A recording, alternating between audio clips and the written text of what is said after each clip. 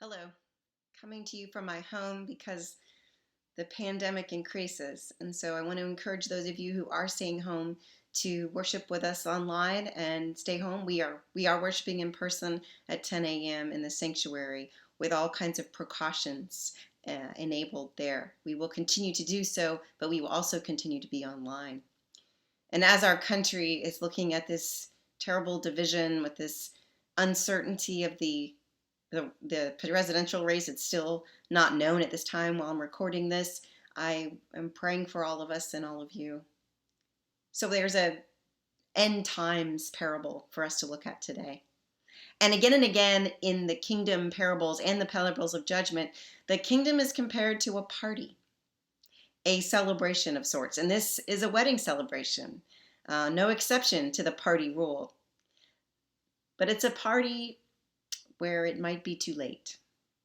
It's a party that you need to be prepared for.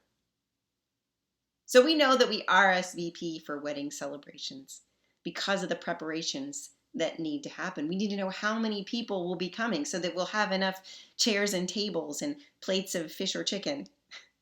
So that we need to turn in that number to the caterers to see how many party favors and programs and crab ragoon and bottles of wine that we need to purchase in order to have enough for everyone. And if you know about paying for a wedding, you know that it's a price per head. And so when you turn in those final RSVP numbers of how many folks are coming, that's it. That's the price of your wedding. That's what it cost to put on the party. So you can imagine how this groom reacted when he saw that he had invited 10 and 5 are there with their lamps lit. Did I not extend the invitation to 10 of you, he says? Where are the others? They accept the invitation and then they ghosted me? Well, there's another side to that story. Why was the groom so late in coming to the feast? It's troubling if you look at it. If he gets there earlier and there's no story to tell. Everyone goes in, everything turns out fine. And besides, I feel for these girls. It's a formal occasion, and I know when I go to a formal occasion, I bring my little purse. There's no room for extra oil.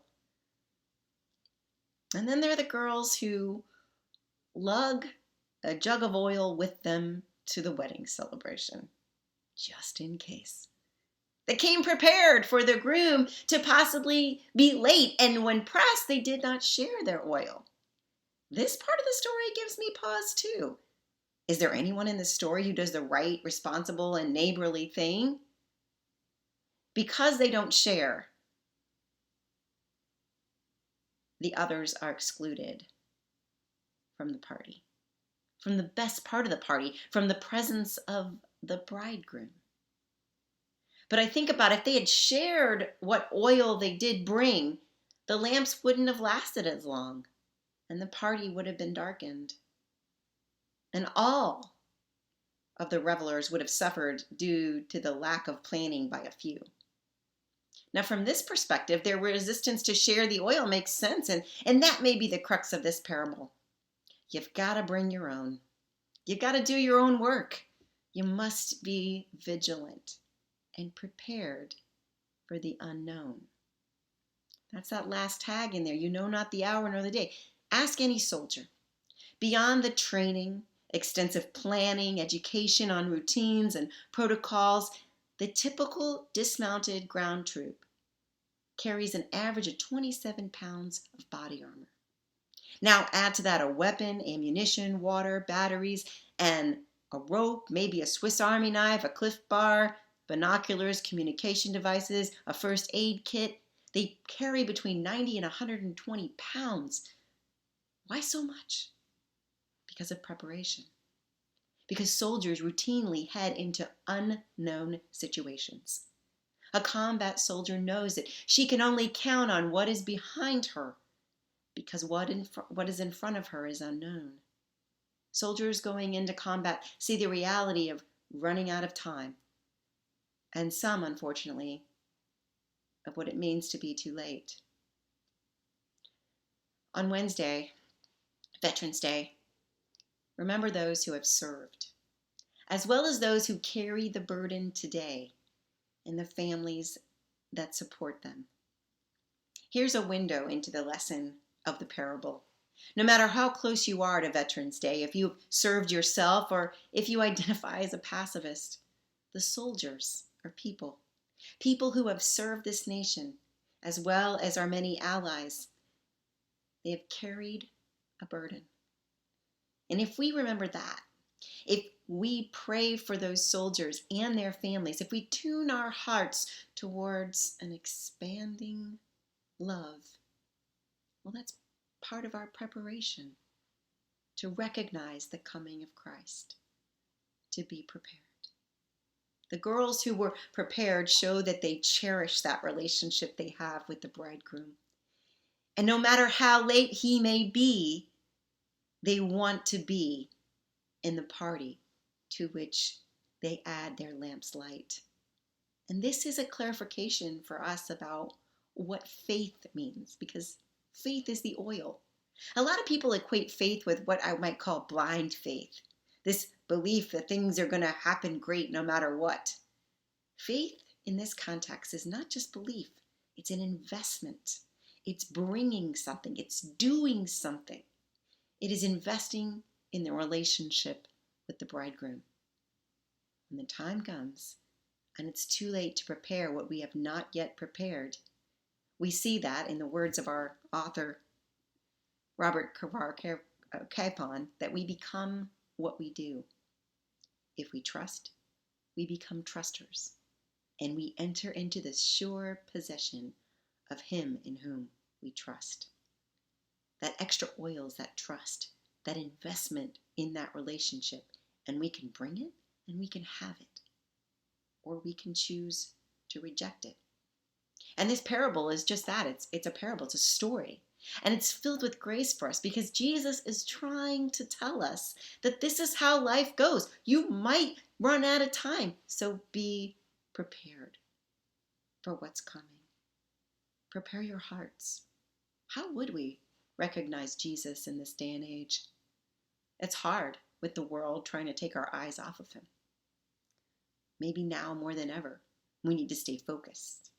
We need to be trusters, trusting God, and lean not on your own understanding or on the world's understandings or on the attention they would like you to spend, to tune your hearts to love one another. Because hate and vitriol are not of God. Hate and violence belong to the one who created it. Love belongs to God. Hate and violence were what crucified Christ and brought him to the cross. But resurrection is God's rejection of hatred and violence. Raising Jesus from the dead is God saying love will never be conquered by hate and violence. And those girls that schlepped all that oil to the party, they represent faith. Faith that the bridegroom will eventually come, and that the least and the lost and the broken are included. A final word about this parable from our author, Robert Farrar Capon, in his book, Kingdom, Grace, and Judgment.